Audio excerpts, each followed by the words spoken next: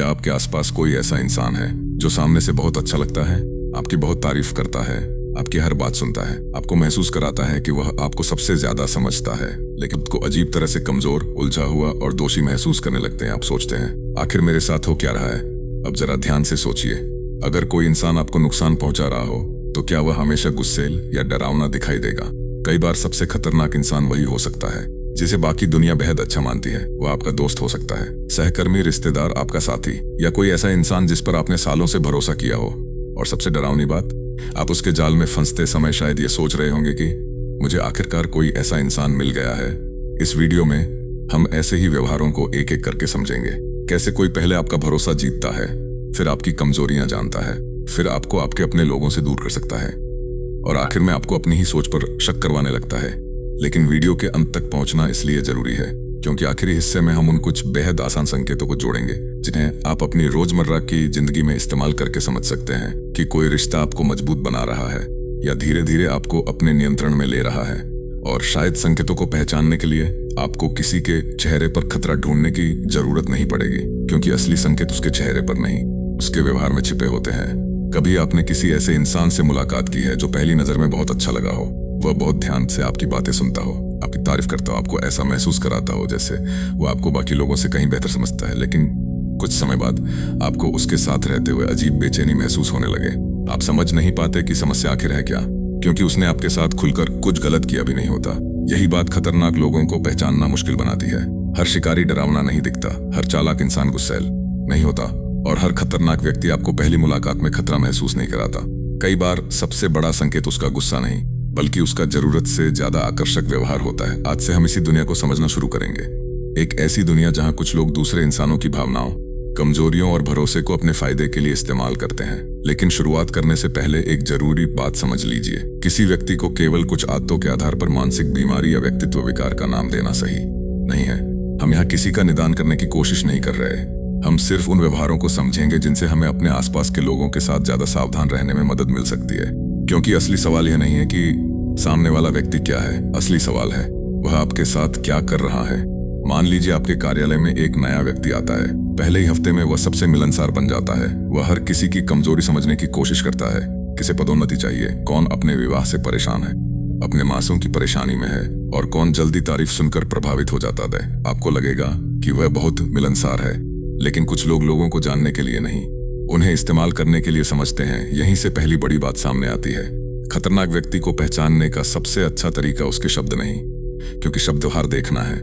कोई भी कह सकता है कि वह ईमानदार है, कोई भी कह सकता है कि वह आपका दोस्त है, कोई भी कह सकता है कि वह आपकी परवाह करता है, लेकिन समय के साथ उसका व्यवहार उसकी असली तस्वीर दिखाता है।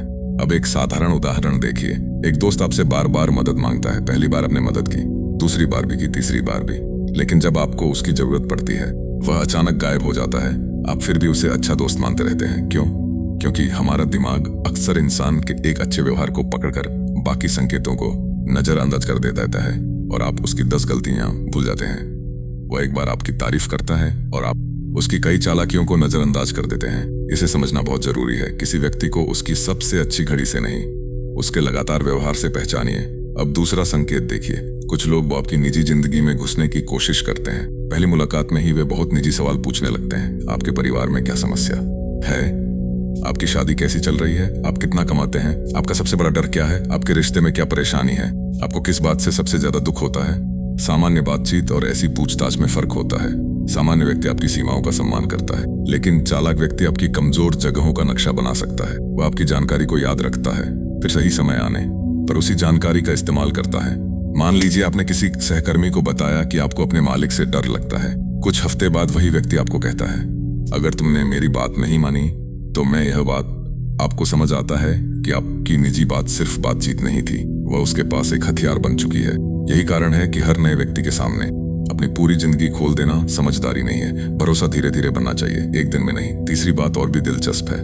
ध्यान दीजिए कि वह व्यक्ति उन लोगों के साथ कैसा व्यवहार करता है जिनसे उसे कोई फायदा नहीं मिल सकता। वह आपके सामने बहुत विनम्र है, आपसे बहुत अच्छे से बात करता है, लेकिन किसी छोटे कर्मचारी, चालक, वेटर या कमजोर व्यक्ति से बात करते समय उसका व्यवहार अचानक बदल जाता है। वह अपमान करता है, गुस्सा करता है, दूसरों को नीचा दिखाता है। तो उस व्यवहार को गंभीरता से लीजिए, क्योंकि किसी व्यक्ति का असली स्वभाव अक्सर वहां दिख देता है जहां उसे प्रभावित करने की जरूरत नहीं होती। आपके सामने अच्छा होना आसान है, लेकिन उस व्यक्ति के साथ सम्मान से पेश आना जिससे आपको कोई फायदा नहीं मिलने वाला, यह चरित्र की ज्यादा बड़ी परीक्षा है। अब अपने आसपास के लोगों के बारे में सोचिए। क्या कोई ऐसा व्यक्ति है जो आपके सामने एक चेहरा रखता है और दूसरों के सामने बिल्कुल दूसरा? क्या कोई ऐसा है जो हर गलती के लिए किसी और को जिम्मेदार ठहराता है? क्या कोई ऐसा है जो जब तक उसे फायदा मिलता है तब तक बहुत अच्छा रहता है, और जैसे ही आप उसकी बात मानने से इनकार करते हैं उसका व्यवहार बदल जाता है? यहीं हमें एक बहुत महत्वपूर्ण संकेत मिलता है, सीमाओं का सम्मान। आप किसी व्यक्ति से कहते हैं मैं यह काम नहीं कर सकता। एक स्वस्थ व्यक्ति शायद निराश होगा लेकिन आपकी बात स्वीकार करेगा, लेकिन चालाक व्यक्ति आपकी सीमा को चुनौती देगा। पहले प्यार से मनाएगा, फिर अपराध बोध महसूस करवाएगा, फिर कहेगा अगर तुम सच में मेरे अपने होते तो मना नहीं करते, और आखिर में आपको ऐसा महसूस करवाएगा कि गलती आपकी है। यह केवल दोस्ती में नहीं होता, यह परिवार में हो सकता है, रिश्तों में हो सकता है, कार्यालय में हो सकता है, व्यापार में हो सकता है, और कभी कभी उन लोगों के साथ भी हो सकता है जिन्हें हम वर्षों से जानते हैं। इसलिए किसी व्यक्ति को पहचानने के लिए सिर्फ यह मत देखिए कि वह आपके साथ कितना अच्छा है, यह भी देखिए कि जब आप उसे ना कहते हैं तब वह कैसा बन जाता है। क्योंकि इंसान का असली व्यवहार अक्सर आपकी सहमति के बाद नहीं, आपके इनकार के बाद सामने आता है। और शायद यही वह जगह है जहां बहुत से लोग सबसे बड़ी गलती करते हैं। वे खतरे को तब पहचानते हैं जब नुकसान हो चुका होता है। लेकिन अगली कड़ी में हम उस खेल को समझेंगे जो कुछ चालाक लोग को पहले खास महसूस कराते हैं, फिर धीरे धीरे आपकी सीमाएं बदलते हैं, और एक दिन आपको पता चलता है आप उनके जाल में खोए, आपको खुद नहीं पता चला। किसी नए इंसान से मिलते ही अगर वह आपको बहुत खास महसूस कराने लगे तो क्या आपको खुश होना चाहिए? शायद, लेकिन थोड़ा रुककर देखना भी चाहिए, क्योंकि हर तारीफ प्यार नहीं होती, हर अपनापन दोस्ती नहीं होता, और हर जल्दी बना रिश्ता भरोसे के लायक नहीं होता। पिछले भाग में हमने समझा था कि किसी व्यक्ति को उसके शब्दों से नहीं बल्कि उसके लगातार व्यवहार से पहचानना चाहिए, और खास तौर पर देखना चाहिए कि वह आपकी सीमाओं का कितना सम्मान करता है। अब एक और दिलचस्प व्यवहार को समझते हैं। इससे आप बहुत आसानी से अपनी रोजमर्रा की जिंदगी में देख सकते हैं। आप किसी नए व्यक्ति से मिले, कुछ ही मुलाकातों में वह कहने लगता है तुम बाकी लोगों ज्यादा समझते हो, मुझे लगता है मैं तुम पर पूरी तरह भरोसा कर सकता हूँ। सुनने में ये बातें बहुत अच्छी लगती हैं। आपको लगता है कि शायद आपको कोई ऐसा इंसान मिल गया है जो सच में आपको समझता है। लेकिन यहाँ एक सवाल जरूरी है, वह आपको इतनी जल्दी इतना अच्छा कैसे जान गया? किसी इंसान को समझने में समय लगता है। आप किसी के साथ कुछ बातचीत करके उसकी पूरी सोच नहीं समझ सकते। फिर कोई व्यक्ति आपको कुछ दिनों में ही इतना खास क्यों मान रहा है? हर बार इसका मतलब चालाकी नहीं होता। कुछ लोग स्वभाव से ही जल्दी घुल मिल जाते हैं, लेकिन समस्या तब शुरू होती है जब बहुत ज्यादा अपनापन आगे चलकर नियंत्रण में बदलने लगे। पहले वह आपको लगातार तारीफ देता है, फिर आपकी निजी बातें समझता है, फिर आपको बाकी लोगों से दूर करने लगता है, और धीरे धीरे आपको लगने लगता है कि सिर्फ वही व्यक्ति आपको सच में समझता है। यहीं से रिश्ता बदलना शुरू हो सकता है। मान लीजिए आपकी एक दोस्त है, वह शुरुआत में आपकी हर बात सुनती है, आपकी परेशानियों में आपके साथ खड़ी रहती है। आपको लगता है कि आखिरकार आपको सच्चा दोस्त मिल गया। कुछ महीनों बाद वह आपके दूसरे दोस्तों के बारे में बातें करने लगती है। वह तुम्हारे लिए अच्छा है, तुम्हें पता तुम्हारे पीछे क्या कहता है, तुम्हें सिर्फ मेरी बात माननी चाहिए। धीरे धीरे आपका बाकी लोगों पर भरोसा कम होने लगता है और उसका प्रभाव बढ़ने लगता है। ध्यान दीजिए, उसने आपको सीधे किसी से लड़ने के लिए नहीं कहा, उसने सिर्फ आपके दिमाग में शक डाल दिया। यही तरीका कई बार ज्यादा प्रभावी होता है, क्योंकि जब कोई आपको आदेश देता है तो आप विरोध कर सकते हैं, लेकिन जब कोई आपके मन में शक पैदा कर देता है तो आप खुद फैसला बदलने लगते हैं। अब एक और संकेत समझिए, ऐसे व्यक्ति के सामने अपनी बात साबित करने की जरूरत आपको बार बार क्यों महसूस होती है? मान लीजिए आपने कोई फैसला लिया, वह व्यक्ति कहता है तुम हमेशा गलत फैसला लेते हो। आप समझाने लगते हैं, वह फिर कोई नई बात निकाल देता है, आप फिर समझाते हैं, फिर वह कहता है देखा, तुम खुद नहीं जानते कि तुम क्या चाहते हो। कुछ समय बाद आप हर छोटी बात पर उससे अनुमति लेने लगते हैं। यहीं से नियंत्रण मजबूत होता है। आपकी सोच धीरे धीरे उसकी स्वीकृति पर निर्भर होने लगती है, और यह केवल रिश्तों में नहीं होता। मान लीजिए आपका वरिष्ठ अधिकारी पहले आपकी बहुत तारीफ करता है, वह आपको बाकी कर्मचारियों से ज्यादा महत्व देता है। आपको लगता है कि वह आपके करियर के, फिर धीरे धीरे वह आपकी सीमाएं बढ़ाने लगता है। दफ्तर के समय के बाद हर समय उपलब्ध रहने की उम्मीद, छोटी गलती पर कठोर आलोचना, और जब आप विरोध करते हैं तो वह कहता है मैंने तुम्हें बाकी लोगों से ज्यादा मौका दिया है। अब आपको ऐसा लगता है कि अगर आपने उसकी बात नहीं कहलाएंगे। यही भावनात्मक दबाव है। इसका एक सरल परीक्षण है, किसी व्यक्ति से किसी छोटी बात पर न कहकर देखिए। जानबूझकर खेल मत खेले। अपनी सामान्य सीमा साफ तरीके से बताऊंगा, मैं यह निजी बात साझा नहीं करना चाहता, मुझे इस फैसले पर सोचने के लिए समय चाहिए। उसका व्यवहार देखिए, क्या वह आपकी बात समझता है या तुरंत आपको दोषी महसूस कराने लगता है? या बार बार दबाव बनाता है? क्या वह आपके फैसले का सम्मान करता है या आपको कमजोर साबित करने लगता है? यह छोटा सा अंतर बहुत कुछ बता सकता है, लेकिन यहाँ एक गलती बिल्कुल मत कीजिए। किसी एक संकेत को देखकर किसी व्यक्ति को खतरनाक घोषित मत कर दीजिए। एक बार गुस्सा करना, एक बार झूठ बोलना, एक बार स्वार्थी व्यवहार करना, इनमें से कोई भी बात अपने आप में किसके बारे में अंतिम फैसला नहीं देती। हमें पैटर्न देखना है, यानी एक ही तरह का व्यवहार बार बार हो रहा है या नहीं। अब सोचिए, अगर कोई व्यक्ति बार बार झूठ बोलता है, बार बार दूसरों को दोष देता है, बार बार आपको अपराध बोध महसूस करवाता है और हर बार कहानी ऐसी बनाता है कि गलती किसी और की है, तो आपको उसके शब्दों से ज्यादा उसके पैटर्न पर भरोसा करना चाहिए। यही एक बहुत महत्वपूर्ण आदत है। व्यक्ति की बात सुनिए, लेकिन उसके व्यवहार का रिकॉर्ड अपने दिमाग में रखिए, क्योंकि चालाक लोग अक्सर अपनी कहानी बदल सकते हैं, लेकिन लंबे समय तक अपने व्यवहार को छिपाना मुश्किल होता है। अब यहाँ एक और जाल आता है। कुछ लोग आपको गलती करने के बाद माफी मांगते हैं। आपको लगता है कि समस्या खत्म हो गई, लेकिन फिर वही चीज दोबारा होती है, फिर माफी, फिर वही व्यवहार, फिर माफी। अगर यह चक्र लगातार चलता रहे, कहना समस्या का समाधान नहीं है, क्योंकि असली बदलाव शब्दों में नहीं, व्यवहार में दिखाई देता है। एक सच्ची माफी के बाद व्यक्ति अपने को बदलने की कोशिश करता है, लेकिन चालाक व्यक्ति कई बार माफी को सिर्फ अगली बार बच निकलने का तरीका बना लेता है। इसलिए अगली बार जब कोई व्यक्ति आपसे कहे मुझसे गलती हो गई, अब ऐसा कभी नहीं होगा, तो समय के साथ देखिए कि क्या सच में कुछ बदलता है। अब तक हमने 3 बड़े संकेत देखे। बहुत जल्दी आपको खास महसूस कराना, आपको दूसरों से अलग करके अपने प्रभाव में लाना और आपकी सीमाओं को धीरे धीरे कमजोर करना। लेकिन असली खेल अभी बाकी है, क्योंकि कुछ लोग इससे भी ज्यादा खतरनाक तरीका इस्तेमाल करते हैं। वे आपको यह विश्वास दिलाने लगते हैं कि समस्या शायद आप ही हैं, और जब कोई व्यक्ति आपको आपकी अपनी याददाश्त, सोच और भावनाओं पर शक करवाने लगे, तब कहानी एक बिल्कुल नए स्तर पर पहुंच जाती है। और देखेंगे कि कैसे एक सामान्य इंसान धीरे धीरे अपनी ही समझ पर भरोसा करना बंद कर सकता है। कभी कि किसी ने आपसे कहा है, तुम्हें गलत याद है, मैंने ऐसा कभी कहा ही नहीं, तुम हर बात को जरूरत से ज्यादा सोचते हो, तुम बहुत संवेदनशील हो। और कुछ समय बाद आपको सच में अपने ही फैसलों पर शक होने लगा। आप सोचने लगे, शायद गलती मेरी ही है, जहां एक रिश्ता बहुत खतरनाक दिशा में जा सकता है, क्योंकि जब कोई व्यक्ति आपको नियंत्रित करना चाहता है, तो हमेशा वह आपकी अपनी समझ पर भरोसा कमजोर कर देता है। पिछले भाग में हमने देखा था कि कुछ लोग पहले आपको बहुत खास महसूस कराते हैं, आपकी सीमाओं को धीरे धीरे दे परखते हैं, और जब आपको उनकी आदत हो जाती है, तो वे आपकी सोच को प्रभावित करना शुरू कर सकते हैं। अब इस व्यवहार को मान लीजिए, एक पति अपनी पत्नी से किसी बात पर बहुत गुस्से में कुछ कठोर कहता है। अगले दिन पत्नी उससे बात करती है। पत्नी कहती है, तुमने कल मेरे सामने यही बात कही थी। वह जवाब देता है, तुम्हें हर बात गलत आती है। पहली बार ऐसा हुआ तो शायद पत्नी उलझ जाएगी, दूसरी बार भी, लेकिन अगर यह लगातार होने लगे तो एक अजीब बदलाव आ सकता है। वह अपनी याददाश्त पर शक करने लगेगी। अगले कोई विवाद होगा तो वह सोचेगी, शायद मुझे ही ठीक से याद नहीं। यही असली खतरा है, क्योंकि अब सामने वाले को आपको हर बात में मनाने की जरूरत नहीं, आप खुद अपनी बात पर शक करने लगे हैं। इसे आम भाषा में समझें तो यह ऐसा व्यवहार है जिसमें कोई व्यक्ति बार बार आपकी वास्तविकता की समझ को चुनौती देता है, ताकि अंत में आपको अपने अनुभव पर भरोसा न रहे। लेकिन यहाँ एक बात बहुत जरूरी है, हर बहस इसका उदाहरण नहीं होती, हर भूल झूठ नहीं होती। 2 लोगों को एक ही घटना अलग तरीके से याद हो सकती है, इसलिए हमें एक घटना नहीं, बार बार दोहराए जाने वाले पैटर्न को देखना चाहिए। एक और उदाहरण लेते हैं। आप अपने किसी मित्र से कहते हैं, तुमने पिछले महीने मुझसे पैसे लिए थे। वह कहता है, नहीं, मैंने तुमसे पैसे नहीं लिए। लेकिन वह इतना आत्मविश्वास से बोलता है कि आप खुद उलझ जाते हैं। आप अपना फोन देखते हैं, पुराना संदेश खोजते हैं, लेन देन की जानकारी देखते हैं, और आखिर में प्रमाण मिल जाता है। फिर वह कहता है, अच्छा ठीक है, शायद मैंने लिए होंगे, लेकिन तुम्हें इतनी छोटी बात याद रखने की क्या जरूरत है। ध्यान दीजिए कि यहाँ क्या हुआ। पहले उसने घटना से इनकार किया, जब प्रमाण मिला तो उसने बात बदल दी, और फिर समस्या को आपकी याददाश्त या स्वभाव पढ़ने लायक है। कुछ लोग सीधे यह नहीं कहते कि तुम गलत हो, वे बातचीत को ऐसे मोड़ते हैं कि अंत में आप खुद को ही दोष देने लगते हैं। अब सवाल है, आप इससे बचें कैसे? महत्वपूर्ण बातों को लिख कर रखें। अगर कोई आर्थिक मामला है तो संदेश और लेन देन सुरक्षित रखें।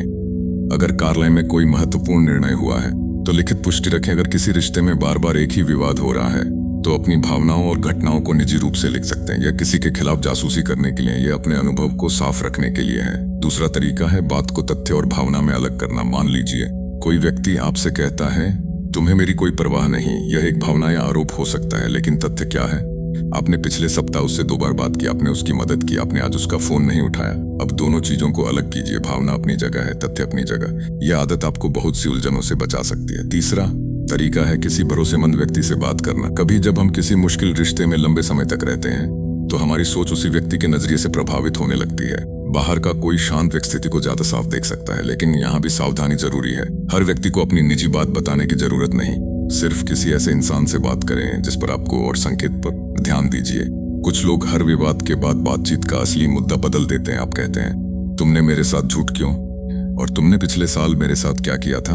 अब बातचीत आपके सवाल से हटकर आपकी पुरानी गलती पर चली गई। आप सफाई देने लगते हैं, फिर वह दूसरी बात निकालता है, फिर तीसरी। कुछ देर बाद आपको याद ही नहीं रहता कि बातचीत शुरू किस मुद्दे संकेत है।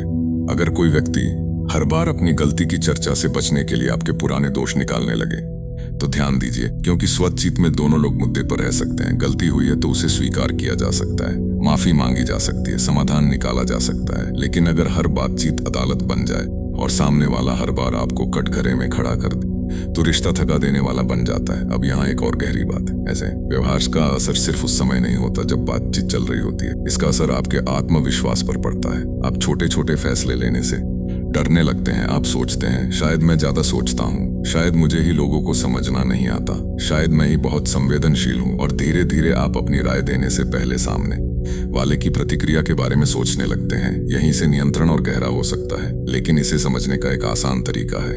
अपने आप से 3 सवाल पूछिए। पहला, क्या मैं इस व्यक्ति के सामने अपनी बात खुलकर कह सकता हूँ। दूसरा, क्या मेरे सहमत होने पर वह मेरा सम्मान करता है। तीसरा, क्या हर विवाद के बाद मुझे लगता है कि मैं ही हमेशा गलत हूँ। अगर तीसरे सवाल का जवाब बार बार हाँ है तो उस रिश्ते को ध्यान से देखना जरूरी है।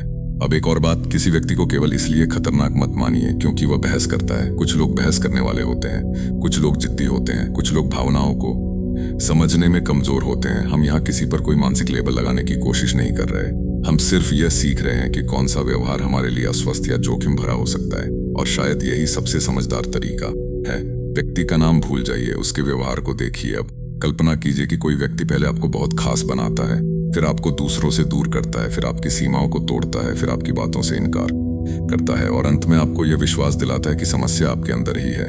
तब आप सिर्फ एक खराब रिश्ते में नहीं होते, आप धीरे धीरे अपनी स्वतंत्र सोच खो सकते हैं। लेकिन यहाँ से कहानी और भी दिलचस्प होती है, क्योंकि कुछ लोग सिर्फ आपकी सोच को प्रभावित नहीं करते, वे आपकी भावनाओं को भी अपने नियंत्रण का साधन बना लेते हैं। कभी अपराध बोध, कभी दया, कभी डर और कभी अचानक मिलने वाला प्यार। भावनाओं के इस खेल को, क्योंकि कई बार इंसान उस व्यक्ति से दूर नहीं हो पाता जो उसे नुकसान पहुंचा रहा होता है, क्योंकि वही व्यक्ति बीच बीच में उसे इतना प्यार देता है कि वह बाकी सारे संकेत भूल जाता है। कभी ऐसा हुआ है कि कोई व्यक्ति आपको बहुत दुख पहुंचाए, फिर अचानक इतना प्यार देने लगे कि आप अपनी सारी शिकायतें भूल जाएं। एक दिन वह आपको नजरअंदाज करता है, दूसरे दिन वही व्यक्ति आपको दुनिया का सबसे खास इंसान महसूस कराता है। आप सोचते हैं शायद अब सब ठीक हो गया है, लेकिन कुछ समय बाद वही व्यवहार फिर शुरू हो जाता है। फिर चोट, फिर माफी, फिर प्यार, फिर वही चोट। यह चक्र जितना दोहरता है, रिश्ता उतना ही उलझता जाता है। पिछले भाग में हमने समझा था कि कैसे कोई व्यक्ति बार बार आपको अपनी ही सोच और याददाश्त पर शक करवाकर नियंत्रण हासिल कर सकता है। अब हम उस चीज को समझेंगे जो लोगों को ऐसे रिश्तों में फंसे रहने पर मजबूर करती है, भावनाओं का खेल। इंसान सिर्फ तर्क से फैसले नहीं लेता, हम भावनाओं से भी फैसले लेते हैं। और अगर कोई व्यक्ति भावनाओं को अच्छी तरह समझ ले तो वह जान सकता है कि आपको कब खुश करना है, कब दुखी करना है, कब डराना है और कब अपराध बोध महसूस करवाना है। मान से कोई ऐसा काम करने को कहता है जिसे आप नहीं करना चाहते, आप मना करते हैं। वह कहता है, ठीक है, मुझे पता चल गया कि मेरी तुम्हारी जिंदगी में कितनी जगह है। आपको अचानक बुरा लगने लगता है। आप सोचते हैं शायद मैंने बहुत कठोर व्यवहार किया। फिर आप उसकी बात मान लेते हैं। ध्यान दीजिए, उसने आपको सीधे मजबूर नहीं किया, उसने सिर्फ आपके अंदर अपराधबोध पैदा किया और आपने खुद अपना फैसला बदल दी। यही भावनात्मक दबाव की ताकत है। अब एक परिवार का उदाहरण लेते हैं। एक माता पिता अपने बड़े बच्चे से बार बार आर्थिक मदद मांगते हैं। बच्चा इस समय खुद भी परेशान है, मैं इस महीने मदद नहीं कर पाऊंगा।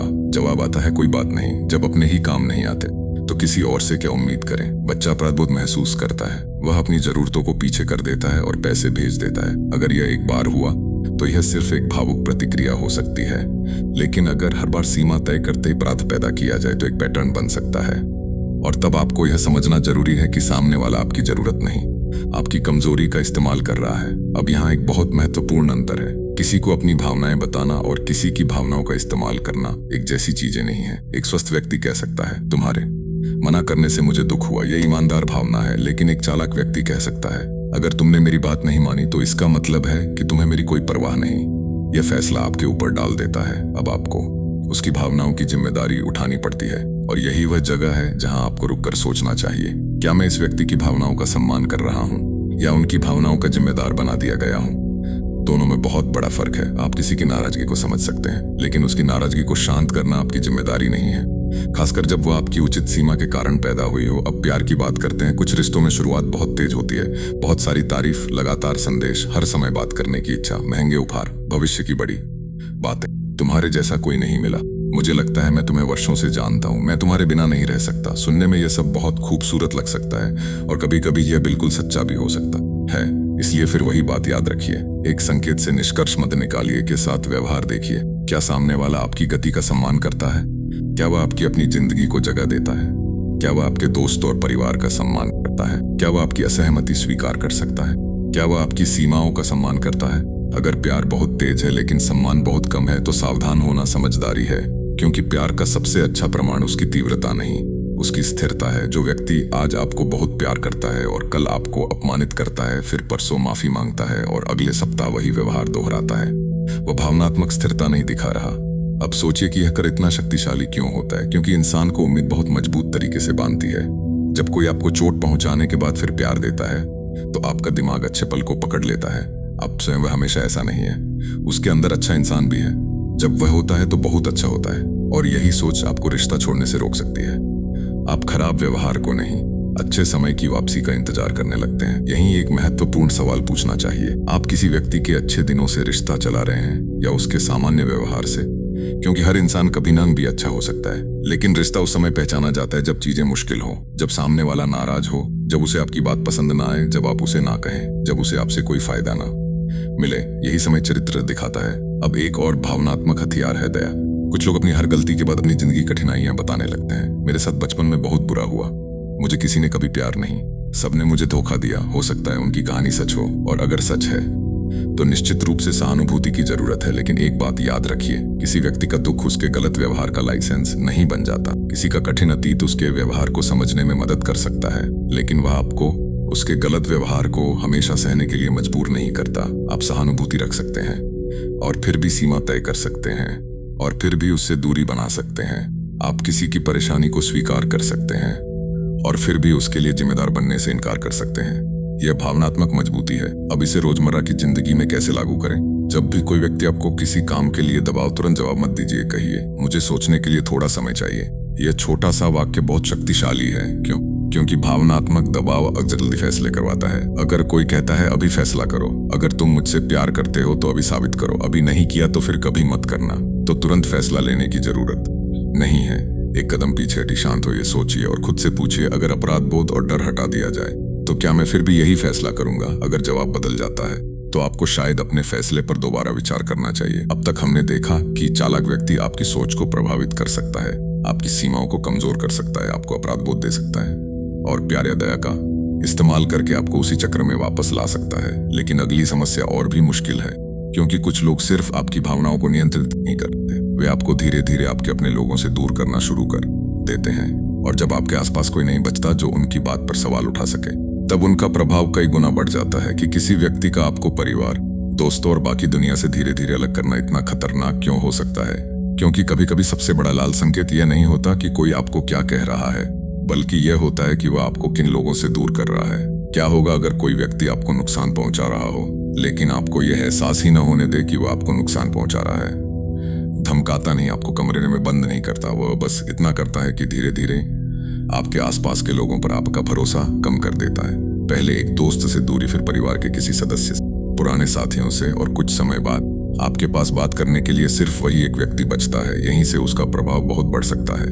पिछले भाग में हमने देखा था कि अपराध बोध, दया और प्यार का इस्तेमाल करके कोई व्यक्ति आपके फैसलों को प्रभावित कर सकता है। अब समझते हैं कि एक चालाक व्यक्ति आपके सामाजिक रिश्तों को कैसे कमजोर कर सकता है। शुरुआत अक्सर बहुत सामान्य होती है। आप अपने दोस्त से मिलने जा रहे हैं, वह कहता है मुझे नहीं लगता वह तुम्हारे लिए अच्छा है। आप पूछते हैं क्यों? वह कोई छोटी सी बात बताता है, वह तुम्हारी इज्जत नहीं करता, आप शायद ध्यान नहीं देते। कुछ दिनों बाद वह किसी दूसरे दोस्त के बारे में कहता है, तुम्हें पता है। अब आपके मन में थोड़ा शक पैदा हो जाता है। फिर परिवार की अमरी आती है, तुम्हारे घर वाले तुम्हें समझते ही नहीं, तुम्हारा भाई हमेशा तुम्हारे खिलाफ रहता है, तुम्हारे माता पिता तुम्हारे फैसलों की इज्जत नहीं करते। धीरे धीरे एक कहानी बनती जाती है। उस कहानी में एक तरफ वह व्यक्ति है और दूसरी तरफ पूरी दुनिया। अगर आप इस पैटर्न को पहचान नहीं पाते, शायद सच में सिर्फ यही व्यक्ति मुझे समझता है, यही सबसे खतरनाक बदलाव हो सकता है। लेकिन यहाँ फिर सावधानी जरूरी है। हर व्यक्ति जो आपके किसी दोस्त या परिवार वाले की आलोचना करता है, कभी कभी किसी करीबी व्यक्ति की सलाह सही भी हो सकती है। अगर कोई दोस्त आपको किसी ऐसे रिश्ते से बाहर निकलने को कहता है जहां आपके साथ लगातार बुरा व्यवहार हो रहा है, तो उसकी बात से पता चलता है कि वह आपकी स्वतंत्र सोच का सम्मान करता है या नहीं। एक स्वस्थ व्यक्ति कह सकता है, मैं तुम्हारे रिश्ते को लेकर चिंतित हूँ, लेकिन फैसला तुम्हारा। एक नियंत्रित करने वाला व्यक्ति कह सकता है, अगर तुम मेरे दोस्त हो तो उससे बात करना बंद करो। यह अंतर बहुत बड़ा है। सलाह आपको सोचने की आजादी देती है, नियंत्रण आपकी सोचने की आजादी छीनता है। अब एक और संकेत देखिए, आपके किसी पुराने दोस्त को पसंद नहीं करता। वह कहता है तुम उससे मिलना बंद कर दो, कहे, लेकिन वह मेरा 10 साल पुराना दोस्त है। वह जवाब देता है, तो फिर तुम्हें तय करना होगा कि तुम्हारे लिए मैं ज्यादा जरूरी हूं या वह। यह प्यार की भाषा में दिया गया दबाव है। आपको 2 विकल्पों में से एक चुनने के लिए मजबूर किया जा रहा है, जबकि स्वस्थ रिश्ते में आपको हर बार किसी एक व्यक्ति को चुनकर दूसरे को छोड़ने की जरूरत नहीं होती। आपके जीवन में अलग अलग रिश्तों की अलग अलग जगह हो सकती है। अब इसे परिवार में देखिए। एक माता पिता अपने बच्चे के साथी को पसंद नहीं करते हुए बार बार कहते हैं वह तुम्हारे लायक नहीं है। अगर उनके पास वास्तविक कारण है तो बच्चे को उनकी बात सुननी चाहिए, लेकिन अगर वे हर व्यक्ति के खिलाफ हैं, हर दोस्त गलत है, हर साथी खराब है, हर सहकर्मी दुश्मन है, तो यहाँ सवाल उठता है, क्या वो आपकी रक्षा कर रहे हैं या आपकी दुनिया को अपने नियंत्रण में रखना चाहते हैं? यह सवाल बहुत महत्वपूर्ण है, क्योंकि कुछ लोग आपकी सुरक्षा के नाम पर आपकी स्वतंत्रता कम कर सकते हैं। अब सामाजिक अलगाव का असर समझिए। मान लीजिए आपको कोई समस्या है। पहले आप अपने दोस्त से बात करते थे, फिर परिवार से, फिर किसी सहकर्मी से, लेकिन धीरे धीरे आपने सबको दूर कर दिया। अब कोई समस्या होती है तो आप उसी व्यक्ति के पास जाते हैं जिसने आपको बाकी लोगों से दूर किया था।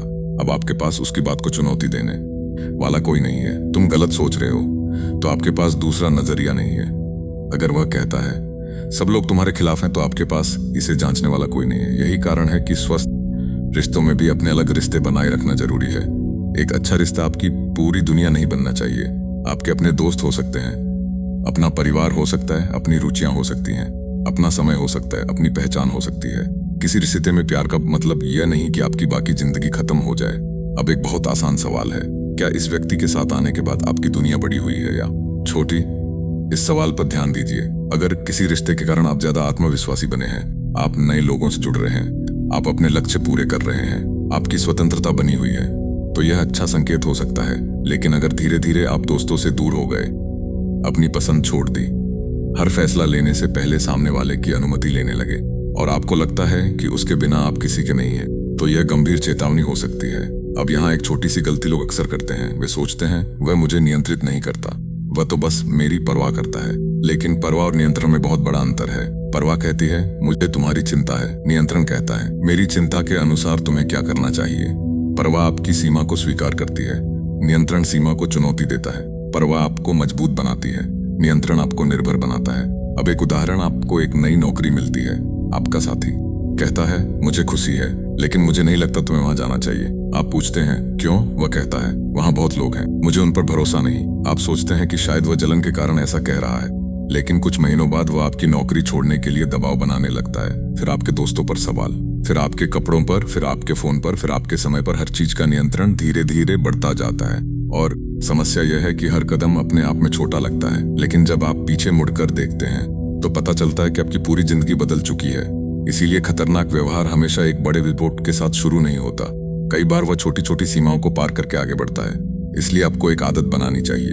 अपने जीवन में 3 चीजों को मजबूत रखिए: अपने लोग, अपनी आर्थिक और व्यक्तिगत स्वतंत्रता, और अपनी खुद की सोच। अगर आप किसी रिश्ते में हैं तो भी अपने भरोसेमंद लोगों से संपर्क बनाए रखिए। अपने जरूरी दस्तावेजों और पैसों पर अपनी पहुंच रखिए, और महत्वपूर्ण फैसलों में सिर्फ एक व्यक्ति की राय पर निर्भर मत हो जाइए। यह किसी रिश्ते पर शक करना नहीं है, यह अपनी स्वतंत्रता को सुरक्षित रखना है। अब एक और दिलचस्प बात, कई बार चालाक व्यक्ति आपको दूसरों से दूर करने के बाद खुद को आपका एकमात्र सहारा बनाता है। वह कहता है मैं ही तुम्हारे साथ हूँ, और क्योंकि उसने पहले बाकी लोगों को आपसे दूर कर दिया होता है, आपको लगता है कि यह सच है, लेकिन वास्तव में उसने पहले आपकी दुनिया छोटी की, फिर खुद को उस छोटी दुनिया का केंद्र बना लिया, और यहीं से नियंत्रण बहुत गहरा हो सकता है। लेकिन अब सवाल उठता है, अगर आपने किसी ऐसे व्यक्ति को पहचान लिया है तो क्या करें? क्या सीधे उससे लड़ें? क्या उसका पर्दाफाश करें? क्या उसे बता दें कि आप उसकी चाल समझ चुके हैं? हर स्थिति में जवाब एक जैसा नहीं होगा, खासकर अगर सामने वाला बहुत आक्रामक, धमकी देने वाला या हिंसक हो सकता है। तो सीधे टकराव की बजाय अपनी सुरक्षा और भरोसेमंद मदद को प्राथमिकता देना ज्यादा समझदारी है, क्योंकि किसी चालाक व्यक्ति को पहचान लेना एक बात है और उसके प्रभाव से सुरक्षित तरीके से बाहर निकलना दूसरी। हम समझेंगे कि जब आपको लगे कि कोई व्यक्ति लगातार झूठ, दबाव, अपराध बोध और नियंत्रण का इस्तेमाल कर रहा है, तो आपको कौन सी गलतियां बिल्कुल नहीं करनी चाहिए, क्योंकि कई बार खतरे को पहचान लेने के बाद भी इंसान एक ऐसी गलती कर देता है जिससे सामने वाले को और ज्यादा शक्ति मिल जाती है। किसी चालाक इंसान को पहचान लेना राहत दे सकता है, लेकिन असली सवाल उसके बाद शुरू होता है। अगर आपको लगने लगे कि कोई व्यक्ति लगातार झूठ बोल रहा है, आपको अपराध बोध दे रहा है, आपको अपने लोगों से दूर कर रहा है, तो क्या आपको तुरंत उसका सामना करना चाहिए? हर बार नहीं, क्योंकि कुछ स्थितियों में सबसे बड़ी गलती है कि आप सामने वाले को बता देते हैं, मैं तुम्हारी सारी चाल समझ चुका हूं। अगर वह व्यक्ति सच में नियंत्रण करने वाला है तो वह अपना तरीका बदल सकता है, और जरूरी नहीं कि वह बेहतर तरीके से बदले। वह शायद और ज्यादा झूठ बोले, आपको दोषी ठहराए, आपके खिलाफ लोगों को भड़काए या आपको अस्थिर करने की कोशिश करे। इसलिए पहला नियम है, पहचानिए, लेकिन जल्दबाजी मत कीजिए कि कैसे कोई व्यक्ति आपको आपके दोस्तों और परिवार से दूर करके खुद को आपकी दुनिया का केंद्र बना सकता है। अब मान लीजिए आपको ऐसा पैटर्न दिखाई देने लगा है। सबसे पहले क्या करें? अपनी भावनाओं के बजाय तथ्यों को देखना शुरू करें। कागज पर लिखिए, कब हुआ, उसने क्या कहा, फिर क्या हुआ, क्या यह पहली बार था या ऐसा पहले भी हुआ है। यह छोटा सा अभ्यास बहुत शक्तिशाली है, क्योंकि जब हम किसी मुश्किल रिश्ते में होते हैं तो हर घटना भावनाओं से जुड़ जाती है। गुस्सा, दुख, डर, अपराध बोध, इन सब के बीच तथ्य दिखाई देना मुश्किल हो सकता है, लेकिन जब आप घटनाओं को लिखते हैं तो एक पैटर्न सामने आने लगता है। मान लीजिए आपने पिछले 3 महीनों की कुछ घटनाएं लिखी। पहली बार उसने आपकी सीमा नहीं मानी, दूसरी बार उसने आपकी बात से इनकार किया, तीसरी बार उसने आपको अपराध बोध महसूस कराया, चौथी बार उसने आपके दोस्त को आपके खिलाफ बताया, 5वीं बार उन्हें माफी मांगी और 6ठी बार फिर वही व्यवहार दोहराया। अब आपको एक अलग तस्वीर दिखाई देती है, एक घटना नहीं, एक पैटर्न। और निर्णय लेने के लिए पैटर्न ज्यादा उपयोगी होता है। दूसरी बात, हर बात पर उसे साबित करने की कोशिश मत कीजिए वह झूठ बोल रहा है। यह सुनने में अजीब लग सकता है, लेकिन कुछ लोग बहस में आपको घुमाने में बहुत अच्छे होते हैं। आप एक झूठ पकड़ेंगे, वह 10 नए सवाल खड़े कर देगा। आप एक बात समझाएंगे, वह पुरानी बात निकाल देगा। आप प्रमाण दिखाएंगे, वह कहेगा तुमने ये प्रमाण क्यों रखा, और अचानक बातचीत फिर उसी दिशा में चली जाएगी जहां आप। ऐसी स्थिति में आपका लक्ष्य उसे हराना नहीं होना चाहिए, आपका लक्ष्य खुद को सुरक्षित रखना होना चाहिए। आप कह सकते हैं, मैं इस बात को अलग तरह से देखता हूँ, मैं इस फैसले पर अभी चर्चा न निर्णय ले लिया है, मुझे इस पर सोचने के लिए समय चाहिए। छोटे वाक्य, शांत आवाज, कम सफाई, यह तरीका कई बार ज्यादा प्रभावी होता है, क्योंकि जितना ज्यादा आप खुद को साबित करने की कोशिश करते हैं उतनी ज्यादा बातचीत की गुंजाइश सामने वाले को मिलती है। अब तीसरी बात, अपनी निजी जानकारी की सीमा तय करें। अगर आपको किसी व्यक्ति पर भरोसा नहीं है तो उसे अपनी हर कमजोरी बताने की जरूरत नहीं।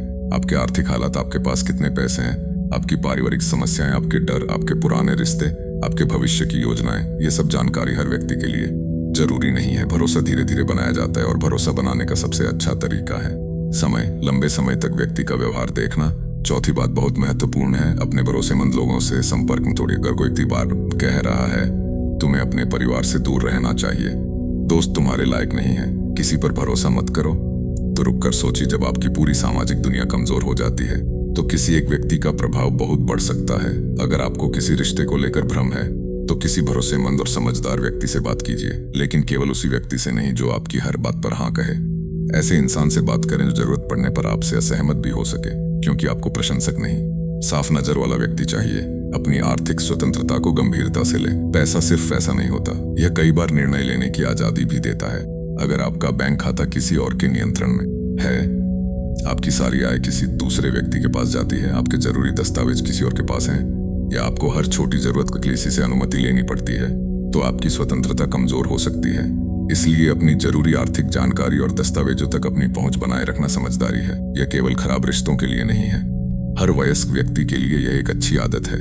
अब एक और महत्वपूर्ण बात, अगर सामने वाला व्यक्ति केवल चालाक नहीं बल्कि धमकी देने वाला या हिंसक भी है तो स्थिति अलग है। ऐसी स्थिति में उसे अकेले चुनौती देना जरूरी नहीं, अपनी सुरक्षा को प्राथमिकता दें। किसी भरोसेमंद व्यक्ति को बताएं, जरूरत पड़ने पर स्थानीय सहायता या आपातकालीन सेवा से संपर्क करें। अगर कभी आपको लगे कि तत्काल खतरा है तो पहले सुरक्षित जगह पर पहुंचना जरूरी है। अब वापस सामान्य रिश्तों पर आते हैं। मान लीजिए सामने वाला हिंसक नहीं है, लेकिन लगातार आपको मानसिक दबाव देता है। आपने सीमा नाराज हुआ, आपने फिर सीमा दोहराई, वह आपको अपराध बोध देने लगा। आप फिर भी शांत रहे। यहाँ एक और चीज महत्वपूर्ण है, अपनी सीमा के साथ लगातार बने रहना, क्योंकि अगर आप 10 बार नहीं कहते हैं और 11वीं बार दबाव के बाद हाँ कर देते हैं तो सामने वाला सीख सकता है कि पर्याप्त दबाव डालने पर आपकी सीमा बदल जाती है। इसलिए सीमा का मतलब केवल शब्द नहीं है, सीमा का मतलब है अगर यह व्यवहार जारी रहा तो मैं क्या करूंगा। मान लीजिए कोई व्यक्ति लगातार अपमान करता है, आप कहते हैं अगर तुम मुझसे इस तरह बात करोगे तो मैं बातचीत खत्म कर दूंगा, फिर अगले में बातचीत खत्म कर देते हैं, यही सीमा है। लेकिन अगर आप कहते हैं मुझसे इस तरह बात मत करो और फिर घंटों उसी बहस में लगे रहते हैं तो सीमा कमजोर हो जाती है। सीमा किसी दूसरे व्यक्ति को नियंत्रित करने का तरीका नहीं है।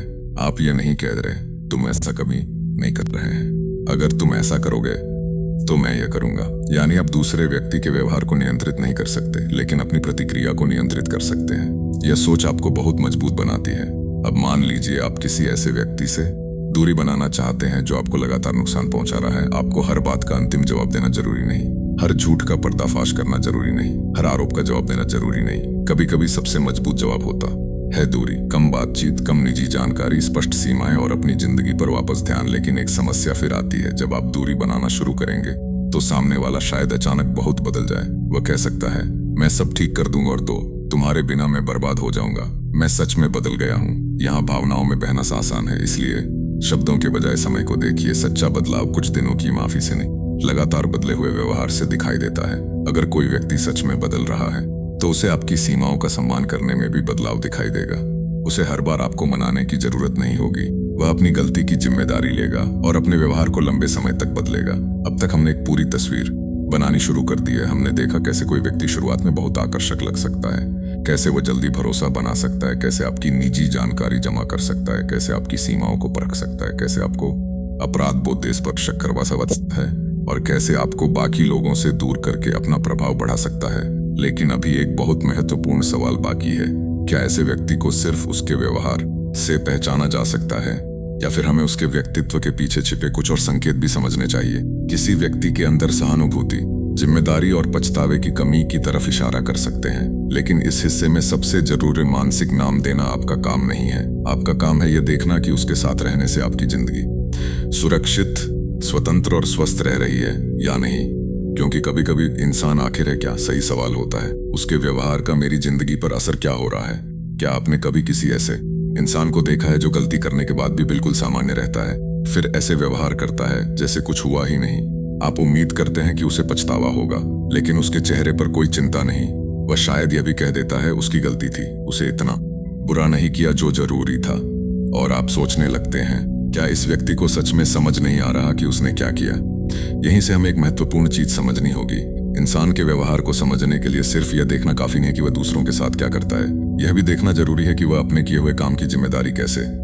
पिछले भाग में हमने सीखा कि अगर कोई व्यक्ति लगातार नियंत्रण, झूठ, दबाव और भावनात्मक खेल करता है तो हमें उसके व्यवहार पर ध्यान देना चाहिए। सहानुभूति, जिम्मेदारी, पछतावा, इन तीनों की कमी किसी व्यक्ति के बारे में महत्वपूर्ण संकेत दे सकती है। लेकिन शुरुआत में एक जरूरी सावधानी, किसी व्यक्ति में 1-2 बार संवेदनहीन व्यवहार देखकर उसे मानसिक बीमारी का नाम न गलत होगा। हर इंसान कभी न कभी स्वार्थी होता है, कभी गुस्सा करता है, कभी गलत फैसला लेता है, कभी किसी की भावनाओं को। हम किसी व्यक्ति का निदान नहीं कर रहे हैं, हम सिर्फ लंबे समय से दिखाई देने वाले व्यवहार के पैटर्न को समझ रहे हैं। अब पहले सहानुभूति का मतलब है दूसरे व्यक्ति की भावनाओं। मान लीजिए आपका सहकर्मी बहुत परेशान है, आप उससे पूछते हैं क्या हुआ, वह अपनी समस्या बताता है। आप शायद उसकी समस्या हल ना कर पाए, लेकिन आप उसकी स्थिति समझने की कोशिश करते हैं। अब एक ऐसे व्यक्ति की कल्पना कीजिए जो हमेशा बातचीत को अपनी तरफ मोड़ देता है। आप कहते हैं आज मैं बहुत परेशान हूँ, तुम्हारी परेशानी क्या है, मेरी जिंदगी देखो। अब वह बीच में ही अपनी कहानी शुरू कर देता है। आपको लगता है कि शायद वह सिर्फ बातचीत में खराब है, लेकिन अगर यह लगातार होता है तो ध्यान देना वास्तव में आपकी भावनाओं को समझने की कोशिश करता है, या आपकी भावनाएं उसके लिए सिर्फ बातचीत का एक रास्ता है।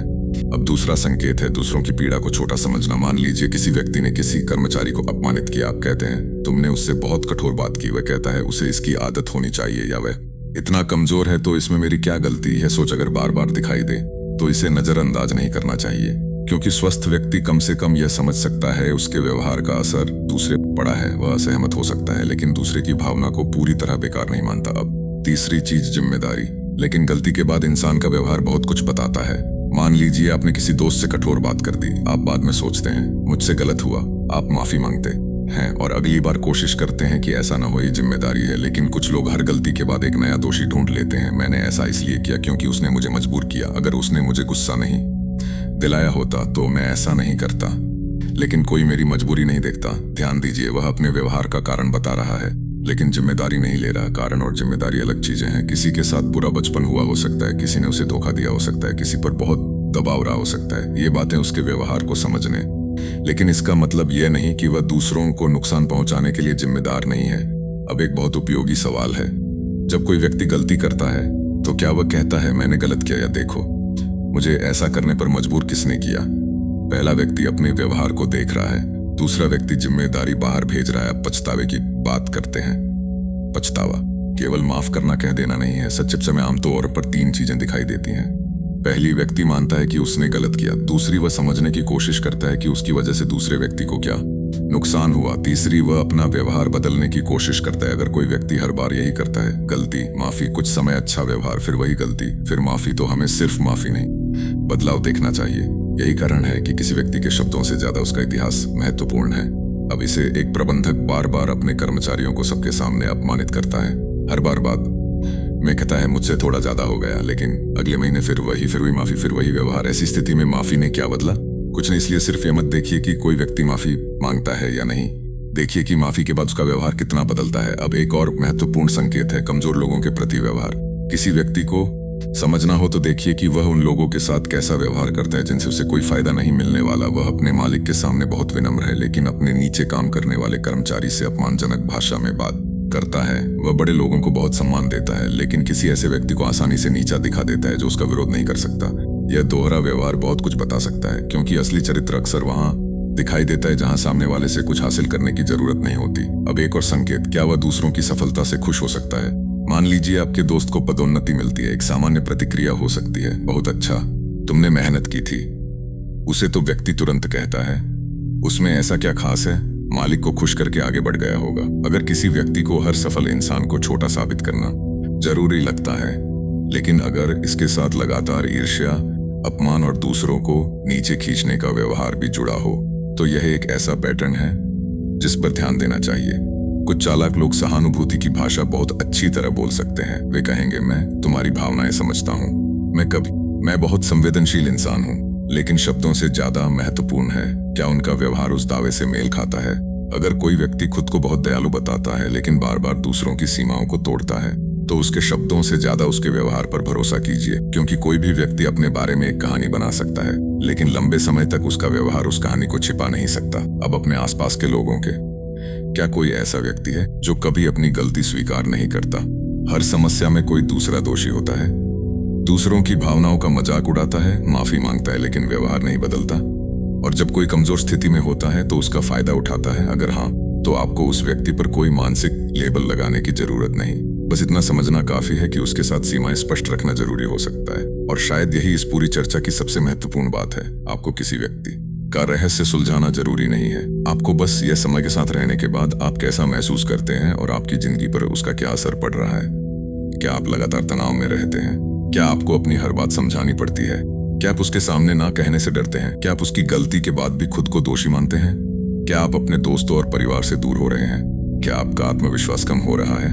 अगर इन सवालों का जवाब बार बार हाँ है, तो यह रिश्ता गंभीरता से देखने लायक है, क्योंकि खतरे की पहचान हमेशा सामने वाले के चेहरे से नहीं होती। कई बार आपका अपना अनुभव आपको पहले संकेत दे देता है। आप बार बार बेचैन होते हैं लेकिन कारण नहीं समझ पाते। आप हर मुलाकात के बाद थक जाते हैं। आप बातचीत खत्म होने के बाद सोचते रहते हैं मैंने ऐसा क्या गलत कह दिया। यह भावना भी एक संकेत हो सकती है कि रिश्ता आपके लिए स्वस्थ नहीं है। लेकिन यहाँ कहानी अभी खत्म नहीं हुई, क्योंकि कुछ लोग इतने अच्छे झूठ बोलते हैं कि उनके आसपास के दूसरे लोग उन्हें बहुत अच्छा इंसान मानते हैं। बाहर की दुनिया में उनकी छवि शानदार होती है, लेकिन निजी जिंदगी में उनका व्यवहार बिल्कुल अलग। तो अगला सवाल और भी दिलचस्प है। अगर कोई व्यक्ति सबके सामने अच्छा है लेकिन अकेले में आपको लगातार परेशान करता है, तो आप किस पर भरोसा करें, दुनिया की राय पर या अपने अनुभव पर?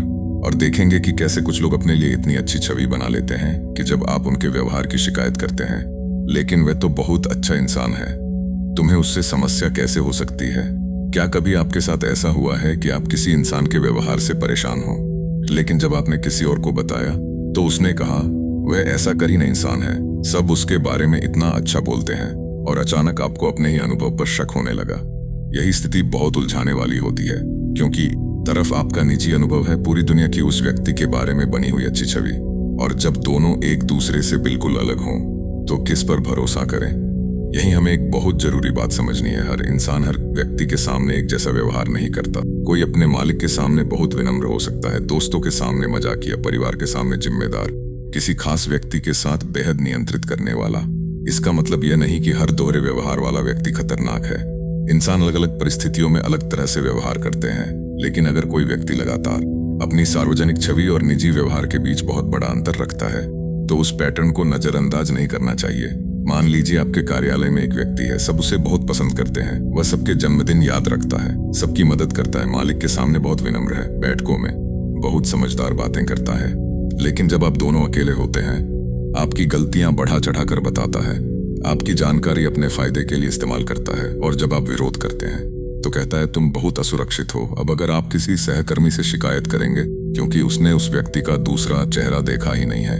इसे समझने का सबसे आसान तरीका है किसी व्यक्ति की छवि और उसके व्यवहार को अलग अलग देखना। छवि यह है कि लोग उसके बारे में क्या कहते हैं, व्यवहार यह है कि वह वास्तव में आपके साथ क्या करता है। दोनों महत्वपूर्ण है, लेकिन जब दोनों में लगातार टकराव हो तो आपके अपने अनुभव को नजरअंदाज करना सही नहीं। अब एक और उदाहरण, एक व्यक्ति समाज में बहुत सम्मानित है, लोग उसे दयालु मानते हैं, वह जरूरतमंदों की मदद करता है, हर जगह उसकी तारीफ होती है, लेकिन घर के अंदर वह अपने साथी को लगातार अपमानित करता है, उसकी हर बात पर नियंत्रण रखता है, उसके दोस्तों से मिलने पर नाराज होता है और बाद में कहता है लोग मुझे कितना अच्छा मानते हैं। यह वाक्य बहुत कुछ बताता है, क्योंकि वह अपनी सार्वजनिक छवि को निजी व्यवहार का प्रमाण बना रहा है। लेकिन किसी व्यक्ति का बाहर अच्छा होना इस बात का प्रमाण नहीं कि वह अंदर भी अच्छा व्यवहार करता है। इंसान के अलग अलग रिश्तों में अलग अनुभव हो सकते हैं, इसलिए अगर कोई व्यक्ति आपके अनुभव को सिर्फ इसलिए खारिज कर देता है क्योंकि दूसरे लोग उस व्यक्ति को पसंद करते हैं, अब यहाँ एक गलती से बचना जरूरी है। आपको हर किसी को जाकर यह साबित करने की जरूरत नहीं कि सामने वाला बुरा है। क्यों? क्योंकि अगर वह व्यक्ति सामाजिक रूप से बहुत प्रभावशाली है तो आप भावनात्मक लड़ाई में फंस सकते हैं। वह कह सकता है देखो वह मेरे खिलाफ लोगों को भड़का रही है, उसे मुझसे जलन है, वह मुझे बदनाम करना चाहती है, और अचानक असली मुद्दा पीछे चला जाएगा। इसलिए अपने अनुभव को लेकर स्पष्ट रहिए, जरूरत पड़ने पर तथ्य रखिए, लेकिन हर व्यक्ति से बहस मत कीजिए। आपका लक्ष्य किसी की पूरी छवि तोड़ना नहीं है, आपका लक्ष्य अपनी सुरक्षा और मानसिक शांति बनाए रखना है। अब एक और संकेत समझिए, क्या वह व्यक्ति अलग अलग लोगों को अलग अलग कहानियां बताता है? मान लीजिए उसने आपके सामने आपके दोस्त की बुराई की, फिर उसी दोस्त के सामने आपकी बुराई कर दी, फिर दोनों को एक दूसरे के खिलाफ कर दिया। अब वह बीच में खड़ा है, दोनों उससे अपनी शिकायतें बताते हैं, और यह स्थिति बहुत खतरनाक हो सकती है, क्योंकि कुछ लोग लोगों के बीच गलत फहमियां पैदा करके अपना प्रभाव बढ़ाते हैं।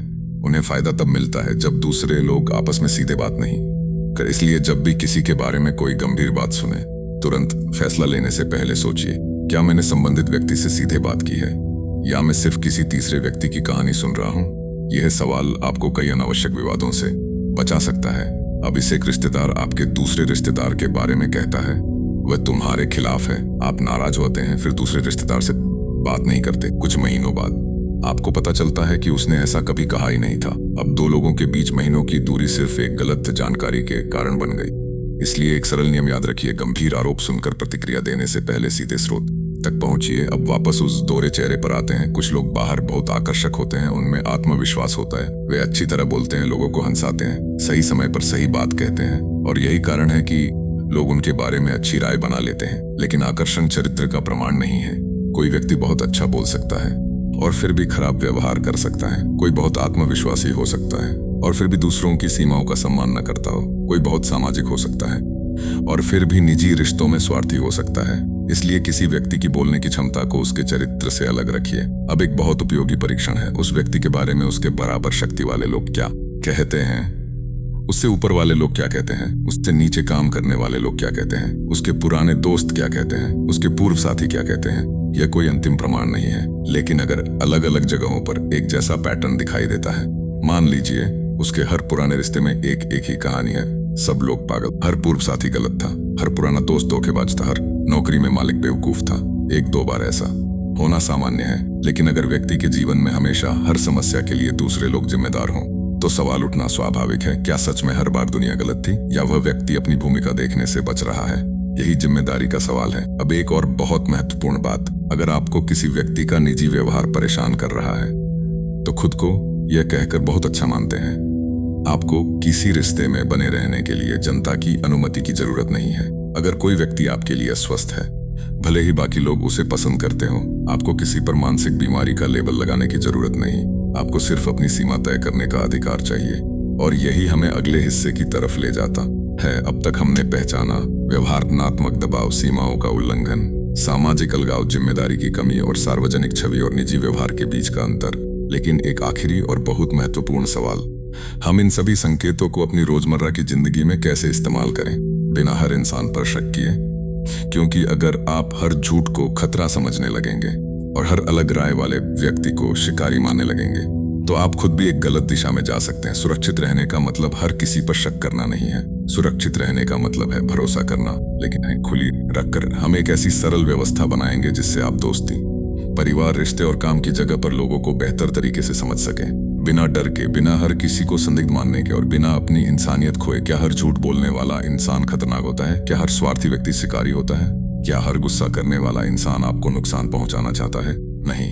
और यह समझना बहुत जरूरी है। अगर आप इस पूरी यात्रा के बाद हर नए व्यक्ति पर शक करने लगे, तो आपने असली बात नहीं समझी। सुरक्षित रहने का मतलब डर में जीना नहीं है। इसका मतलब है भरोसा धीरे धीरे बनाना और व्यवहार को ध्यान से देखना। पिछले भाग में हमने समझा कि किसी व्यक्ति की सार्वजनिक छवि और निजी व्यवहार अलग हो सकते हैं। अब हम इन सभी संकेतों को एक आसान तरीके से जोड़ेंगे। मान लीजिए आपकी जिंदगी में कोई नया व्यक्ति आता है। वह बहुत अच्छा है, आपसे सम्मान से बात करता है, आपकी मदद करता है, आप दोनों की दोस्ती बढ़ती है। अब आपको क्या करना चाहिए? उस पर तुरंत शक नहीं और तुरंत पूरी तरह भरोसा भी नहीं। बस में दीजिए। समय इंसान की सबसे अच्छी परीक्षा है, क्योंकि कुछ दिनों तक कोई भी अपने व्यवहार को नियंत्रित कर सकता है, लेकिन महीनों और वर्षों तक लगातार एक ही चेहरा बनाए रखना मुश्किल होता है। इसलिए नए रिश्ते में एक सरल नियम रखिए, भरोसा शब्दों से नहीं, अनुभव से बढ़ाइए। किसी को अपनी पूरी निजी जिंदगी बताने की जरूरत नहीं। धीरे धीरे जानकारी साझा कीजिए। देखिए वह उस जानकारी का सम्मान करता है या नहीं, आपकी सीमा का सम्मान करता है या नहीं, आपकी असहमति को स्वीकार करता है या नहीं, कमजोर लोगों के साथ कैसे बाहर करता है, और सबसे महत्वपूर्ण, जब उसे आपसे कोई फायदा नहीं मिलता तब भी क्या उसका व्यवहार सम्मानजनक रहता है। यही छोटी चीजें बहुत कुछ बताती हैं। किसी व्यक्ति को 3 स्तरों पर देखिए। पहला, उसकी बातें। वह अपने बारे में क्या कहता था? क्या वह खुद को हमेशा सही बताता है? क्या वह हर पुराने रिश्ते में खुद को पीड़ित बताता है? क्या वह बहुत बड़े दावे करता है? क्या वह हर किसी की कमियां जानता है लेकिन अपनी नहीं? ये सिर्फ संकेत हैं। अगला स्तर ज्यादा महत्वपूर्ण है। दूसरा, उसका व्यवहार। क्या उसकी बातें और काम एक जैसे हैं? अगर वह कहता है कि वह आपकी सीमाओं का सम्मान करता है, तो क्या करता भी है? अगर वह कहता है कि वह ईमानदार है, तो क्या मुश्किल स्थिति में भी सच बोलता है? अगर वह कहता है कि उसे आपकी परवाह है, तो क्या आपकी स्वतंत्रता का भी सम्मान करता है? और तीसरे स्तर सबसे महत्वपूर्ण है। तीसरा, समय के साथ उसका पैटर्न। एक गलती, एक झूठ, एक खराब दिन, इनसे किसी व्यक्ति के बदले अंतिम फैसला मत कीजिए। लेकिन अगर वही चीज बार बार हो रही है तो उसे नजरअंदाज मत कीजिए। यानी एक घटना नहीं, दोहराव देखिए। अब इसे रिश्ते में समझते हैं। मान लीजिए आपका साथी एक बार आपकी बात नहीं सुन पाया, एक बार गुस्सा कर बैठा हो सकता है, उस दिन उसकी हालत खराब रही हो। लेकिन अगर हर असहमति में वो आपको अपमानित करता है, हर बार आपकी बात को गलत साबित करता है, हर बार आपकी सीमाओं को तोड़ता है, तो यह अब एक घटना नहीं रही और पैटर्न को गंभीरता से लेना चाहिए। अब एक और बहुत उपयोगी तरीका है, ना कि परीक्षा। किसी व्यक्ति को समझने के लिए यह देखिए कि वह आपकी असहमति पर कैसा व्यवहार करता है। मैं आज नहीं आ सकता, स्वस्थ व्यक्ति कह सकता है। ठीक है, फिर कभी मिलते हैं। नियंत्रण करने वाला व्यक्ति कह सकता है, तुम्हारे पास मेरे लिए समय ही नहीं है। आप कहते हैं, मैं यह पैसा उधार नहीं दे सकता। वह कहता है, तुम्हें मुझ पर भरोसा नहीं। आप कहते हैं, मैं इस निजी बात पर चर्चा नहीं करना चाहता। वह कहता है, फिर तुम मुझसे कुछ छिपा रहे हो। हर बार आपकी सीमा को आपकी वफादारी, प्यार या चरित्र से जोड़ देना एक चेतावनी हो सकती है, क्योंकि स्वस्थ रिश्ता आपकी हर बात से सहमत होने में नहीं चलता, वह असहमति सहने की क्षमता पर भी चलता है। अब एक और महत्वपूर्ण परीक्षण है, वह व्यक्ति गलती के बाद क्या करता है। मान लीजिए उसने आपको चोट पहुंचाई। क्या वह कहता है, हाँ मैंने गलत किया, या तुमने मुझे ऐसा करने पर मजबूर किया, मैं इसे कैसे ठीक कर सकता हूँ, या तुम अभी तक इसी बात को लेकर क्यों बैठे हो? क्या वह व्यवहार बदलता है या सिर्फ कुछ मीठे शब्द बोलकर आगे बढ़ जाता है? इन सवालों के जवाब बहुत कुछ बताते हैं। अब अपने जीवन में एक और चीज मजबूत रखिए, अपनी पहचान। जब कोई रिश्ता आपकी पूरी पहचान बन जाता है तो उससे बाहर निकलना बहुत कठिन हो सकता है। इसलिए अपने शौक बनाए रखें, अपने दोस्तों से जुड़े रहें, अपने लक्ष्य बनाए रखें, अपने काम और सीखने पर ध्यान दें, अपने परिवार से संपर्क रखें अगर वह आपके लिए स्वस्थ और सुरक्षित है, क्योंकि मजबूत सामाजिक और व्यक्तिगत जीवन आपको किसी एक व्यक्ति पर पूरी तरह निर्भर होने से बचाता है। अब एक और गलती से बचिए। हर समस्या का जवाब इंटरनेट पर किसी व्यक्ति को साइकोपैथ घोषित करना नहीं है। किसी व्यक्ति का मानसिक मूल्यांकन परीक्षित विशेषज्ञ का काम है। आपको उसके व्यवहार का नाम जानना जरूरी नहीं। आपको यह जानना जरूरी है कि क्या वह आपका सम्मान करता है, क्या वह आपकी सीमाओं का सम्मान करता है, क्या वह जिम्मेदारी लेता है, क्या वह आपकी स्वतंत्रता को स्वीकार करता है, क्या उसके साथ रहने के बाद आप खुद को मजबूत महसूस करते हैं या लगातार कमजोर। इन सवालों के जवाब आपके लिए ज्यादा उपयोगी हैं। अब मान लीजिए आपको सच में लगता है कि कोई व्यक्ति आपकी जिंदगी में लगातार नुकसान पैदा कर रहा है, तो 3 कदम याद रखिए। पहला, जरूरत के अनुसार अपनी निजी जानकारी सीमित करें। स्पष्ट सीमाएं। दूसरा सहारा, भरोसेमंद लोगों से संपर्क बनाए रखें। अगर स्थिति गंभीर है तो पेशेवर सहायता लेने में शर्म महसूस न करें। तीसरा, सुरक्षा। अगर व्यक्ति धमकी देता है, पीछा करता है, हिंसक है, आपको तत्काल खतरा महसूस होता है, तो अकेले स्थिति संभालने की कोशिश ना करें। अपनी सुरक्षा को प्राथमिक स्थानीय सहायता लें। अब इस पूरी यात्रा को थोड़ा पीछे जाकर देखते हैं। हमने शुरुआत एक साधारण सवाल से की थी, खतरनाक इंसान को, लेकिन धीरे धीरे समझ आया कि असली जवाब किसी चेहरे, कपड़े या बोलने के तरीके में नहीं है। आप किसी को देखकर यह तय नहीं कर सकते कि वह खतरनाक है। आप उसके व्यवहार को समय के साथ देखकर निर्णय ले सकते हैं। शायद यही सबसे बड़ी सीख है। लोगों को अच्छे पल से मत पहचानिए, उन्हें इस बात से पहचानिए कि वे देते हैं, अपनी गलती पर क्या करते हैं, कमजोर व्यक्ति के साथ कैसा व्यवहार करते हैं, आपकी निजी जानकारी का कितना सम्मान करते हैं, आपकी स्वतंत्रता को कितना स्वीकार करते हैं, और जब उन्हें आपसे कोई फायदा नहीं मिलता तब भी क्या वे आपका सम्मान करते हैं। यही सवाल आपको बहुत से गलत रिश्तों से बचा सकता है। लेकिन अभी एक आखिरी हिस्सा बाकी है, क्योंकि ज्ञान तभी उपयोगी है जब वह आपकी रोजमर्रा की जिंदगी में काम आए। हमने संकेत पहचान लिए, कुछ ऐसे नियम जिन्हें आप दोस्ती, परिवार, प्रेम संबंध और कार्यालय हर जगह इस्तेमाल कर सकते हैं। और सबसे जरूरी बात, हम यह भी समझेंगे कि किसी चालाक व्यक्ति से बचते बचते खुद ऐसा इंसान कैसे न बने जो हर किसी पर शक करने लगे। क्योंकि असली ताकत लोगों से डरना नहीं है, असली ताकत है सही लोगों पर भरोसा करना, गलत व्यवहार को समय रहते पहचानना और जरूरत पड़ने पर बिना अपराध बोध के अपनी सीमा तय करना। किसी खतरनाक इंसान को पहचान लेना ये जीत नहीं है। असली जीत तब है जब आप उसे पहचानने के बाद भी अपनी इंसानियत, भरोसा और समझदारी बनाए रखें। क्योंकि इस पूरी यात्रा के बाद सबसे बड़ा खतरा यह नहीं है कि आप किसी चालाक व्यक्ति को पहचान नहीं पाएंगे। सबसे बड़ा खतरा यह है कि आप हर किसी पर शक करना शुरू कर देंगे। मुस्कान नकली लगेगी, हर असहमति आपको खतरा लगेगी, और धीरे धीरे आप लोगों से जुड़ना ही बंद कर देंगे। यह समाधान नहीं है, सही तरीका है, भरोसा कीजिए। लेकिन धीरे धीरे हमने अलग अलग संकेतों को समझा। अब उन्हें एक आसान तरीके में जोड़ते हैं। किसी व्यक्ति की बातों से ज्यादा उसके व्यवहार को देखिए। कोई कह सकता है मैं बहुत ईमानदार हूं, लेकिन असली सवाल है मुश्किल समय में वह सच बोलता है या नहीं। कोई कह सकता है मैं तुम्हारी बहुत परवाह करता हूं, लेकिन क्या वह आपकी सीमाओं का सम्मान करता है। कोई कह सकता है तुम मेरे लिए सबसे खास हो, लेकिन क्या वह आपको अपने दोस्तों और परिवार से दूर करता है। शब्द शुरुआत हैं। दूसरी बात, समय को अपना साथी बनाइए। जल्दी भरोसा मत कीजिए। किसी व्यक्ति को समझने के लिए महीनों या वर्षों तक इंतजार करना जरूरी नहीं, लेकिन कुछ दिनों की अच्छी बातचीत को चरित्र का प्रमाण भी मत मानिए। समय के साथ देखें, क्या उसका व्यवहार स्थिर है, क्या वह आपकी असहमति का सम्मान करता है, क्या वह अपनी गलती स्वीकार करता है, क्या वह कमजोर व्यक्ति को भी सम्मान देता है, क्या उसके शब्द और काम एक जैसे हैं। अगर जवाब बार बार हाँ है तो भरोसा बढ़ सकता है, अगर जवाब लगातार नहीं है। तीसरी बात, अपनी सीमाएं पहले से तय रखें। आपको हर चीज के लिए लंबा कारण देने की जरूरत नहीं, मैं यह नहीं कर सकता, मुझे सोचने के लिए समय चाहिए, यह मेरे लिए ठीक नहीं है, इतना कहना काफी हो सकता है। याद रखिए, आपका नहीं किसी बहस का निमंत्रण नहीं है। अगर कोई व्यक्ति आपकी सीमा का सम्मान करता है तो अच्छी बात है। अगर वह बार बार उसे तोड़ता है तो उसके व्यवहार को गंभीरता से लीजिए। चौथी बात, अपराध बोध को हमेशा सच समझे। कभी कभी आपको किसी की सीमा मानने से मना करने पर बुरा लगेगा। इसका मतलब यह नहीं कि आपने गलत किया। किसी का आपसे नाराज होना, किसी को निराश करना और किसी को नुकसान पहुंचाना एक ही बात नहीं है। अगर आप किसी को उचित तरीके से ना कहते हैं और वह नाराज हो जाता है तो उसकी नाराजगी आपको अपनी सीमा छोड़ने के लिए मजबूर नहीं करती। यह समझ आपके रिश्तों को बदल सकती है। पांचवी बात, अपने लोगों को बनाए रखिए। एक स्वस्थ रिश्ता आपकी पूरी दुनिया नहीं छीनता। आपके दोस्त रह सकते हैं, आपका परिवार रह सकता है, आपके लक्ष्य रह सकते हैं, अपना समय रह सकता है, आपकी अपनी पसंद रह सकती है।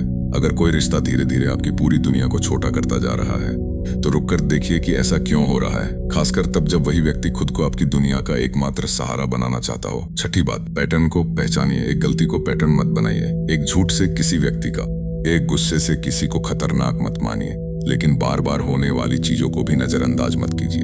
अगर कोई व्यक्ति झूठ बोलता है, दूसरों को दोष देता है, आपकी सीमाएं तोड़ता, आपकी बात को बार बार गलत साबित करता है, आपको दूसरों से दूर करता है और माफी के बाद फिर वही व्यवहार दोहराता है, तो यह सिर्फ एक खराब दिन नहीं है, एक पैटर्न हो सकता है और पैटर्न को गंभीरता से लेना। सातवीं बात, किसी व्यक्ति को मानसिक नाम देने की जरूरत नहीं। आपको यह तय करने की जरूरत नहीं कि सामने वाला वास्तव में क्या है, वह किसी मानसिक समस्या से जूझ रहा है या नहीं, वह किस श्रेणी में आता है, यह सब जानना जरूरी नहीं। आपके लिए ज्यादा महत्वपूर्ण सवाल है, क्या उसके साथ रहना मेरे लिए सुरक्षित है, क्या वह मेरी सीमाओं का सम्मान करता है, क्या मैं उसके सामने अपनी बात कह सकता हूँ, क्या मैं इस रिश्ते में खुद जैसा रह सकता हूँ, क्या यह रिश्ता मुझे मजबूत कर रहा है या कमजोर। अगर इन सवालों के जवाब आपको परेशान कर रहे हैं तो उन्हें नजरअंदाज मत कीजिए। आठवीं बात, अपनी आर्थिक और व्यक्तिगत स्वतंत्रता बचा कर रखिए। अपने जरूरी दस्तावेजों की जानकारी रखें, अपनी वित्तीय स्थिति को समझें, अपने महत्वपूर्ण खातों और जरूरी चीजों तक अपनी पहुंच रखें, अपने फैसले लेने की क्षमता बनाए रखें। यह किसी पर शक करना नहीं है, यह वयस्क जीवन की सामान्य समझदारी है, क्योंकि जब किसी व्यक्ति के पास आपकी भावनाओं के साथ साथ आपकी आर्थिक निर्भरता भी होती है। नौवीं बात, जरूरत पड़ने पर दूरी बनाइए। हर रिश्ते को बचाना जरूरी नहीं, हर दोस्ती को जिंदगी भर चलाना जरूरी नहीं, हर व्यक्ति को दूसरा, तीसरा और चौथा मौका देना भी जरूरी नहीं। अगर कोई व्यक्ति लगातार आपकी सीमाओं का उल्लंघन कर रहा है, आपको मानसिक रूप से कमजोर कर रहा है और बदलाव की कोई वास्तविक कोशिश नहीं कर रहा, तो दूरी बनाना आसान हो सकता है। लेकिन अगर सामने वाला व्यक्ति धमकी देता है, पीछा करता है, हिंसक है या आपको तत्काल खतरा महसूस होता है, तो सीधे टकराव की बजाय सुरक्षा को प्राथमिकता दें। भरोसेमंद लोगों को बताएं, जरूरत पड़ने पर स्थानीय सहायता लें और ऐसी स्थिति में अकेले सब संभालने की कोशिश न करें। अब एक अंतिम बात, इस पूरी किताब से प्रेरित हमारी इस यात्रा का असली संदेश ये नहीं है कि दुनिया में हर तरफ शिकारी घूम रहे हैं। असली संदेश इससे ज्यादा संतुलित है। दुनिया में अच्छे लोग भी हैं, स्वार्थी लोग भी हैं, गलती करने वाले लोग भी हैं और कुछ ऐसे लोग भी हो सकते जो दूसरों को जानबूझकर नियंत्रित और नुकसान पहुंचाने की कोशिश करते हैं। आप हर व्यक्ति को पहचान नहीं सकते, लेकिन आप अपनी सीमाएं मजबूत कर सकते हैं। आप जल्दी भरोसा करने की आदत बदल सकते हैं, आप व्यवहार को शब्दों से ज्यादा महत्व दे सकते हैं, आप अपने लोगों से जुड़े रह सकते हैं और सबसे महत्वपूर्ण, आप अपने अनुभव को नजरअंदाज करना बंद कर सकते हैं। अगर किसी के साथ रहने के बाद आपको बार बार लगता है कि आप छोटे हो गए हैं, आपकी आवाज कम हो गई है, आप अपनी सोच पर भरोसा नहीं कर पा रहे, आप हर बात पर खुद को दोष दे रहे हैं, तो उस भावना को तुरंत सच या झूठ मत मानिए, लेकिन उसे जांचिए, तथ्यों को देखिए, पैटर्न देखिए, किसी भरोसेमंद व्यक्ति से बात कीजिए और जरूरत हो तो पेशेवर मदद लीजिए। क्योंकि अपनी जिंदगी में सही लोगों को जगह देने का मतलब सिर्फ अच्छे लोगों को पहचानना नहीं है, इसका मतलब यह भी है कि जब कोई रिश्ता आपके लिए स्वस्थ नहीं रह जाता तो उसे स्वीकार करने की हिम्मत होने। आपको हर किसी को समझना जरूरी नहीं, आपको हर किसी को बदलना जरूरी नहीं, आपको हर बहस जीतना जरूरी नहीं और आपको किसी ऐसे व्यक्ति को अपनी जिंदगी में बनाए रखने की जरूरत नहीं जो लगातार आपकी शांति छीन रहा हो। आपका समय कीमती, आपका भरोसा कीमती है, आपकी सीमाएं कीमती हैं और आपकी स्वतंत्र सोच शायद सबसे कीमती चीज है। इसलिए अगली बार जब कोई व्यक्ति आपकी जिंदगी में आए तो सिर्फ कि वह आपको कितना अच्छा महसूस कराता है, यह भी देखिए, क्या उसके साथ रहते हुए आप खुद को सुरक्षित, स्वतंत्र और सम्मानित महसूस करते हैं।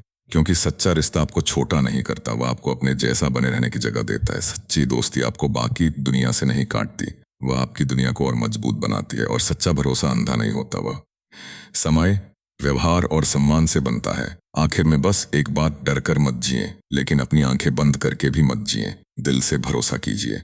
और जब कोई आपकी सीमा बार बार करे तो बिना अपराध बोध के कहिए, यह मेरे लिए ठीक नहीं है। यहीं से आपकी सुरक्षा शुरू होती है और शायद यहीं से आपकी जिंदगी में सबसे बड़ा बदलाव भी।